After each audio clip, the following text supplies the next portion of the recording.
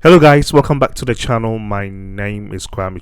Today's one is basically going to be how to come to Australia as an international student. So you basically coming to study in Australia. Okay, so I always say that if you are thinking of migrating to Australia, 2023 is the best year for you to make a decision and also for you to take action as to coming to Australia. This is for the students that basically emailed me saying that you guys are ready to come and study in Australia and wanted me to do a video to explain the process to you guys. So in this video, I'm basically going to give you like the general information as what you need to know in regards to the process, and also one or two requirements you need to know, and also I'll give you like a general factors as to how as to why you get your visa approved or not approved. Okay, so all right, so before we get started, please know that I'm not a migration agent. I'm also not an educational agent, so everything I'm going to share with you guys in this video is from my personal experience. Okay, I've been living in Australia for some time now, and I've also assisted a lot of people migrate to Australia, so I do know what I'm talking about, and I'm also well researched. Okay, so please do know that everything I'm going to pour to you guys is from my personal experience. I'll also highly recommend you guys go and do a bit of research yourself so you can back up what you know with what I'm going to tell you in this video. See you on the other side. Alright guys, so if you're thinking of coming to study in Australia, the process is pretty straightforward. And what I'm going to say to you is that you can actually do the process yourself. But if it's your first time, I will highly recommend you use an educational agent based in Australia. Why am I saying based in Australia? These educational agents, they are already affiliated with this university, so they'll take you through the process without even charging you a cent, and because they're experienced and they know all the loopholes, okay, and they know what will get you into Australia. So I will highly recommend that. So that's just by the way. But anyways, to come and study in Australia, please always visit what do you call it, the immigration website. So I'm going to leave this link in the description section below. So when you come here, okay, when you click on the link, come to studying and training visas. Okay, so this will bring you here, and so this will bring you here. Okay, so we are looking at studying and training visas. Okay, so we are going to look at applying for the student subclass 500. So you click on that. Okay guys, so with this visa you can stay up to 5 years in line with your enrollment. So basically it goes for how long your course is going to go for. Okay, and the course is 650 Australian dollars. Now you can go read more about this visa. Yeah, they've got a lot of information here. Just go read more about it. But now let's come to the eligibility. Okay, so again, all the information is on the immigration website. But before we get into this, so these are the steps. Okay, so first you need to sit down and sort of know what sort of course you want to study in Australia. Okay, you need to know what you want to study, and also what you want to study needs to be in relevance with what you've already studied in your home country. Do your research, know what you want. So once you know what you want, then go ahead and apply to a college or university in Australia. All right, so once you go ahead and apply, you get an offer letter. All right, once you get an offer letter, then you need to pay for what do you call it, your enrollment and your first semester tuition fees. There are requirements, I'm going to talk about them. Yep, your first enrollment and admission fee, at least for the first semester. Okay, so once you pay this, then what do you call it, the college or university is going to give you something called confirmation of enrollment. You will need this confirmation of enrollment to go and apply for your visa. Once you apply for your visa, you get your visa most times within 2 weeks. Sometimes it goes a bit longer. Yep, you get your visa, you travel to Australia, then you start studying. I know I've simplified everything. Yes, the process is that simple. Okay, but again, there are certain requirements you need to meet, and hence that's why I've brought you to the eligibility, what they call it, tab on the visa subclass 500. Again, so when we come here, it says be of a certain age. Okay, so of course they've got an age limit. Again, this is just going up to year 12. Okay, so you need to be less than 20 years old to begin year 12. But if you want to study your again your bachelor's or your master's, yeah, you don't need to be overaged. Okay, so this is really, really important. All right, to apply for this visa, you need to be enrolled in a college or university, and again you need to provide a confirmation of enrollment. So I'll highly suggest you talk to an educational agent. Yeah, they'll take you through the sort of courses you want to study in Australia. They'll recommend few unis or colleges to you. They'll take you through the application process. Most of these student agents will basically do everything for you. Okay, you just provide them with the necessary informations and they'll do everything for you. All right, so once you pay your enrollment fee and your first semester's fee, yep, the uni or college is going to give you your confirmation of enrollment, as I've already stated. Then you use this confirmation of enrollment to apply for your student visa 500. Okay, make welfare arrangements. So if you're under 18 years of age, so make sure you have a place to stay in Australia if you're under 18. If you're over 18, of course you also need to make welfare arrangements. So make sure you've already booked your apartments, you have a place to stay, and the rest. Okay, another eligibility is meet English requirements. Okay, so for those that want to study maybe a bachelor's, you need to have at least band 6. So if you are doing your IELTS, you need to have at least band 6. Okay, this is really, really important. You can also use PTE or TOEFL. Most of these universities or colleges will accept PTE or TOEFL. But with this English requirements, again, if you are coming from countries that already speaks English, like UK, Canada, USA, you do not need to provide any IELTS. And again, if you are not living in these Western countries, but you're living in countries that speaks English, or you took your studies in English. So let's say if you did your bachelor's maybe at the University of Ghana or University of Lagos, and everything, the course was in English, you can just use your letter. Okay, get a letter from your university and you can use that in place of your IELTS. Okay, so most of the colleges in and the universities in Australia actually understands this. So if you can provide something like that, they'll exempt you taking an English test. Okay, have adequate health insurance. This is really important. So if your course is going for 2 years, you need to make sure you arrange health insurance. Okay, again, your educational agent can suggest some health insurance based here in Australia, and you can just apply for the 2 years or 3 years or 4 years that you'll be living in Australia.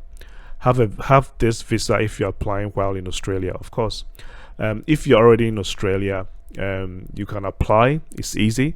If you're also outside of Australia too, you can apply. I'm not going to go into it, but again, most people that comes with visa surplus 600 that do not get any clause on it can actually turn their visa into a student visa.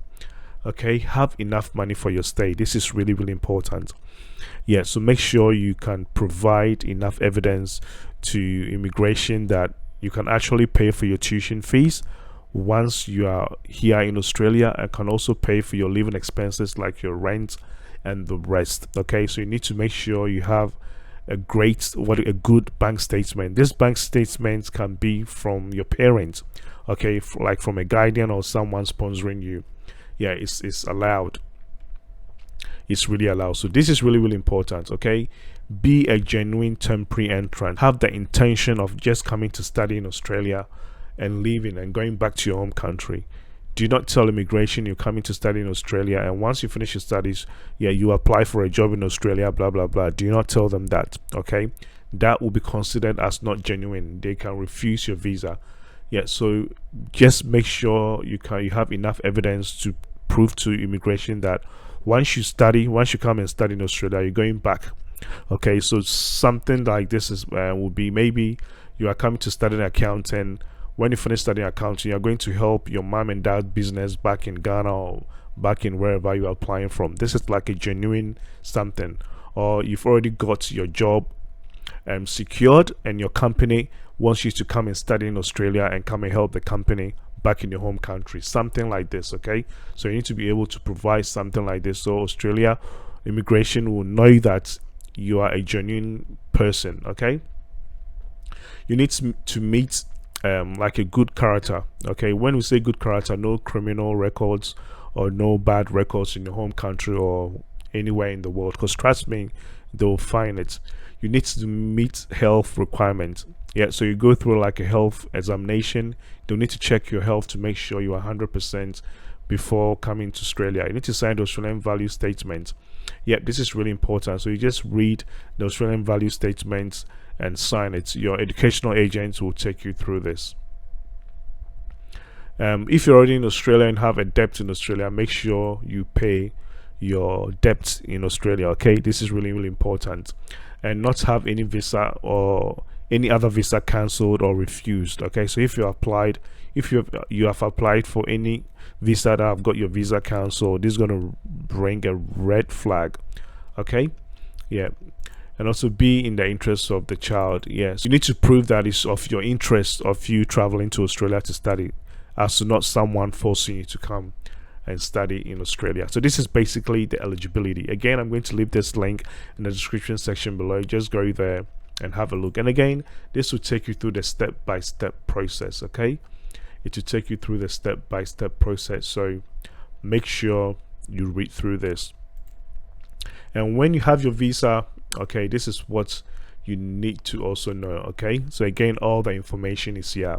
Okay, so now let's take this a step backwards. Okay, so this is from experience. So with those that got the intention of not actually leaving back to your home country once you finish with your studies, this is what you should do from the beginning. Okay, so Australia got something called skilled occupation list. Okay, so I'm going to leave this link in the description section below. All right, so before you decide as to what course to study, make sure you come on this skilled occupation list and look at a sort of occupations that are always in high demand in Australia, and make sure you study something relevant to that. All right, so you do this. Once you finish with your course, this will allow you to apply for other visas that will, allow you to live in Australia permanently. So make sure you go on the skilled occupation list and do your research. Okay. All right, guys, so I'm basically going to share with you guys some of the factors to consider. Okay, so if you're going to get your student visa approved or rejected, you need to consider some of these factors. So this is basically from experience. I'm not saying that this is how it is, yeah, but this is basically from experience. So all right, so one thing to consider is your age. Okay, so you need to be a certain age to study. Okay, so if you are overaged, so I'm basically saying if you are over 45 years old, yeah, and you are going to study for maybe your bachelor's or your master's, then you need to be a bit vigilant. Okay, you need to make sure you have enough proof as to why you want to study in Australia. Yeah, this is really, really important. Okay, the other thing I've noticed is your nationality. So where you are applying your student visa from. Yeah, what I've noticed is people that normally apply from the Western countries. So if you're applying for your student visa from so maybe USA, the UK, or somewhere from Europe, or maybe Canada, the student visas gets approved quickly. Okay, so I think immigration sees this as like low risk countries. Yeah, but if you're coming from countries like maybe Africa, yeah, I don't know why this is, but that's just how it is. So someone may be applying from maybe Nigeria or Ghana or somewhere in Africa. I think we are considered as like a high risk country. Yeah, so you need to make sure your documents and everything is on point, and also you are a genuine applicant. Else, yeah, immigration is either going to delay your application and request for more documentation, or they will refuse your visa. So these are factors you need to consider when applying for your student visa. One thing I've also noticed is your level of education. So be really, really careful with this. So let's say if you've done your master's and all of a sudden you want to apply for like a diploma course, this brings like a red flag, because how come you've done your master's and you're not looking at doing your PhD, but you want to study a diploma course. So this rings like a red flag in immigration. So they'll see this as you just looking for an opportunity to migrate to Australia. So this is something you need to consider so you don't get your visa refusal. Okay, so another thing is the level, the sort of course you want to study. Okay, people that wants to come and do like a diploma course, they are at a high risk. Okay, but if you intend to do like a bachelor's, or what do you call it, a master's, then your chances of you getting your visa approved is very high. Why? Because normally the diploma courses are very cheap, yeah, and also the bachelor's and master's courses are very expensive. So if the course you've chosen is like too cheap, yeah, again, immigration is going to think that you are just looking for like a cheaper way just to migrate to Australia. Your intention of you coming to study is not genuine. Yeah, so if you want to get your course approved, talk to your educational agents. They can actually put together like a educational plan, as to maybe you starting with a diploma, but from your diploma then you're moving on to your bachelor's degree or something. When you have an educational plan, yeah, immigration is going to see that yep, you've got a pathway in your educational journey. But if you just go and choose something like a certificate 3 or 4 course, or like a diploma course, again, this is going to raise like a red flag. I'm not saying that you cannot apply for these courses. Of course you can apply, just be careful. Okay, speak to your educational agents. They'll be able to advise respectively. The other thing to consider is, I know most of you guys got families that are permanent residents, or that are already living in Australia. From my experience, I'm not saying do not do it, but from my experience, do not include them in your, what do you call it, in your application. Why? Because you might think that this is a positive thing, because immigration might think that, hey, you've already got family here, hence you coming here is going to be easy for you. But I think immigration sees this as a red flag, because they see this as maybe your family is trying to bring you to come live with them in Australia. Okay, hence they are using the students visa route for you to join them in Australia, if that makes sense. So again, this is not going to meet like your genuine intention of as to you coming to study in Australia genuinely. So you have to be careful with that. Okay, the other thing I've also noticed is you coming here with your partner or family. I know most of you guys got families, yeah, and you coming here, you applying your student visa and adding them on your student visa. From my experience, I think this is a high risk, because how are you going to provide for them? Okay, unless you have like a strong bank statement that shows that you can take care of yourself and also take care of your family. Yeah, so if you're not in that position, I would say that you come first. Once you're here, you can always apply for like a subsequent visa for them to join you once you're in Australia. So you come first, then your family will come later. Okay, so these are basically things to consider when applying for your student visa. I hope this is clear.